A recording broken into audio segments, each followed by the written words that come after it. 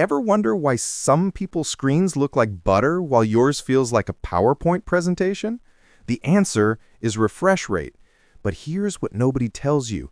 Most people are either overpaying for specs they can't use or stuck on ancient tech wondering why gaming feels awful.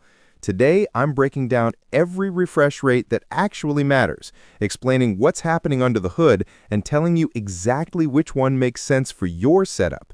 No fluff, just facts. Let's dive in. 60 Hz, the baseline. 60 Hz has been the default for literally decades. Your work laptop, that old desktop, your school computer lab, they're all running this speed. And look, there's nothing inherently wrong with it. Here's what's really going on. Your display is painting a new picture 60 times every second. Each image hangs around for roughly 17 milliseconds before getting replaced. For watching YouTube, scrolling Twitter, or typing emails, perfectly adequate. The issue appears when things start moving fast. Games, quick mouse movements, rapid scrolling. This is where you notice the limitations. Your screen is literally holding each picture still while your eyes try to follow motion, creating this smeared, blurry effect. It's not the pixels being slow, it's just that 17 milliseconds is an eternity when things are flying across your screen. The upside, battery life. Lower refresh means less power consumption. Your laptop will last noticeably longer at this speed compared to cranking things up. Who should stick with 60 Hz? Office workers, students, content consumers who primarily watch videos and browse the web. If you're not gaming or doing motion-heavy work, this saves you money for zero downside. 75 Hz, the small upgrade. Think of 75 Hz as 60 Hz's slightly more athletic sibling. Each frame now displays for about 13 milliseconds instead of 17. Will this change your life? Honestly, probably not, but you'll catch the difference when dragging windows around or panning through documents. Your cursor feels a bit less sticky. It's subtle, but real. The sweet spot for 75 Hz? Budget office monitors that want to offer something extra without dramatically increasing cost. Many business-grade displays land here because it's cheap to implement and technically better than the standard option. Real talk, don't go out of your way to find 75 Hz specifically. If it's on a monitor you're already buying, cool. If not, you're not missing much. 120 Hz, the game changer. Now we're cooking. This is where most people experience their, wait, this is what I've been missing moment. At 120 refreshes per second, each frame sticks around for just 8 milliseconds. That's less than half the hang time of 60 Hz. The difference smacks you in the face immediately. Scrolling text looks crisp, camera pans in games feel natural, even basic desktop stuff like moving windows around suddenly has this premium quality to it. Console players? Pay attention. PS5 and Xbox Series X are specifically engineered to hit 120 frames in their competitive titles. If you're gaming on 60 Hz, you're literally seeing half the information your console is sending. Here's the brilliant part.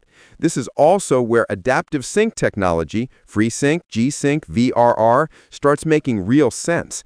Instead of your display refreshing on a rigid schedule, it syncs up with whatever frame rate your GPU is actually producing. Screen tearing? Gone. Stuttering? Eliminated. It's genuinely transformative.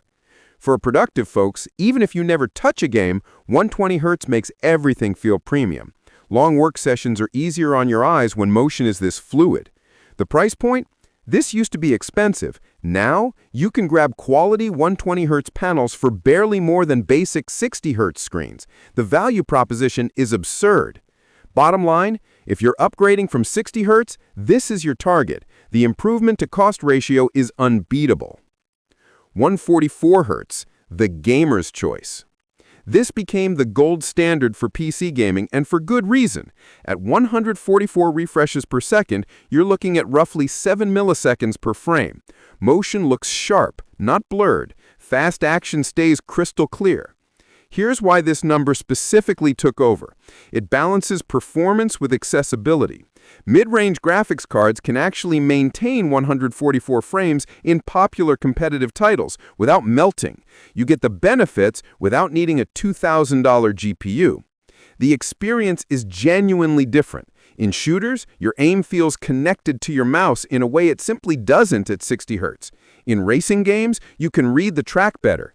Even strategy games, where you're clicking around quickly, everything feels more immediate, more responsive.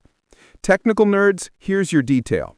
Manufacturers tune these panels for sub-3 millisecond pixel response times. That prevents ghosting, those annoying trails behind moving objects. Combined with the high refresh rate, you get genuinely clean motion. Resolution options? You'll find 144 Hz at every resolution tier, 1080p for budget-conscious builders, 1440p for the sweet spot of clarity and performance, even 4K if you've got serious hardware. The verdict? For PC gamers, this is the minimum you should consider in 2025. The technology is mature, prices are reasonable, and the performance improvement over 60 Hz is massive. 165 Hz, the marketing number. Let me be straight with you. This is 144 Hz with a firmware tweak and better marketing.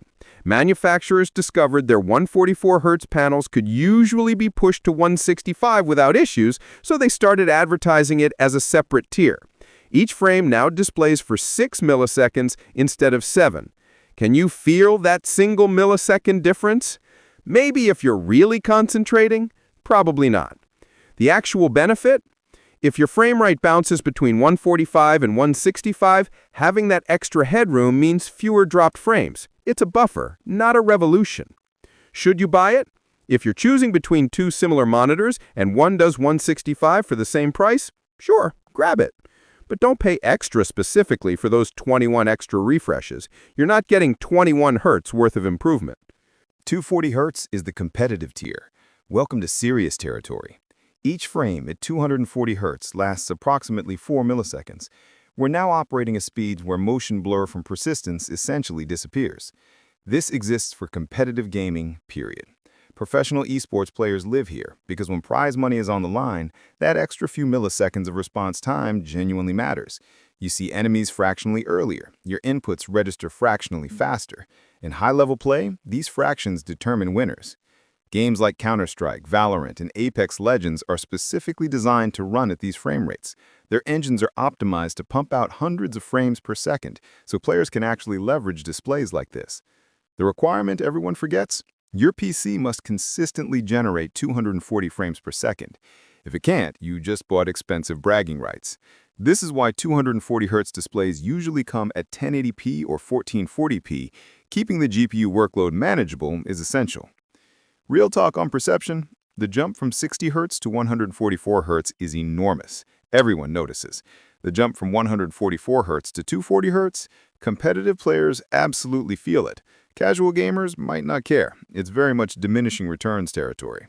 Who needs this? Semi-pro or pro-competitive players, streamers who play at a high level, or enthusiasts with money to burn and hardware to match. 360 Hz plus, the extreme end. At 360 Hz, frames last under 3 milliseconds. At 480 Hz, you're down to about 2 milliseconds. At 540 Hz, the current commercial peak, we're approaching the point where the display is refreshing faster than human perception can really distinguish individual updates. These exist because engineering is cool, and because there's always someone willing to pay for the absolute best. Professional esports organizations buy these for their players. Do those players perceive every single one of those frames? Not really, but the cumulative effect on input latency and motion continuity is measurable. Here's the problem. Pushing 400+ frames per second in actual modern games is basically impossible. You'd have to play competitive titles on low settings with absurd hardware. We're talking niche within niche. The tech hurdle? Getting this much data through cables is genuinely challenging.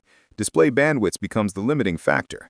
Most of these ultra-high refresh panels stick to 1080p because pushing higher resolutions at these speeds exceeds what current connection standards can handle. The honest truth, unless your gaming income pays your rent, these are unnecessary. They're impressive technology demonstrations, but practical value for normal humans? Essentially zero. The tech that actually matters. Refresh rate gets all the attention, but it's not the only thing determining how smooth your display actually looks. Pixel response time. Your screen can refresh 240 times per second, but if individual pixels take 10 milliseconds to change colors, you're getting ghosting and smearing regardless. This is measured as GTG, gray to gray response time. Faster is better. Modern gaming panels aim for 3 milliseconds or less. Motion persistence. This one's sneaky. MPRT, moving picture response time, measures how long each frame stays visible to your eyeballs. LCD panels hold images steady, which creates blur as your eyes track movement. Some displays use backlight strobing, briefly killing the backlight between frames to reduce this. Works great, but you can't use it simultaneously with adaptive sync. OLED panels dodge this entirely because individual pixels can turn off instantly. This is why competitive players are increasingly choosing OLED despite higher costs. Variable refresh rate. Honestly, a 120Hz display with solid VRR implementation often feels smoother than a 144Hz panel without it. VRR lets your monitor sync its refresh timing directly to your GPU's output.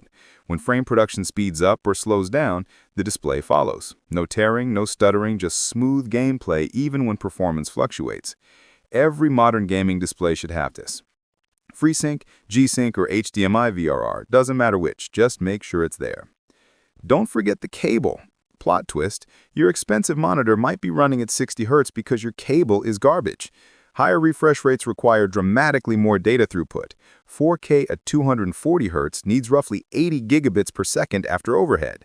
Many of these HDMI 2.1 cables on Amazon are actually rebranded older standards that physically fit but can't handle the bandwidth. What you need to know? DisplayPort 1.4 handles 1440p at 240 Hz with compression. HDMI 2.1 does 4K at 120 Hz or 240 Hz with compression. Cheap cables will silently fail and your monitor will just drop to 60 Hz without telling you. Check your cable specs. Seriously, it's the stupidest reason to lose performance. There you have it.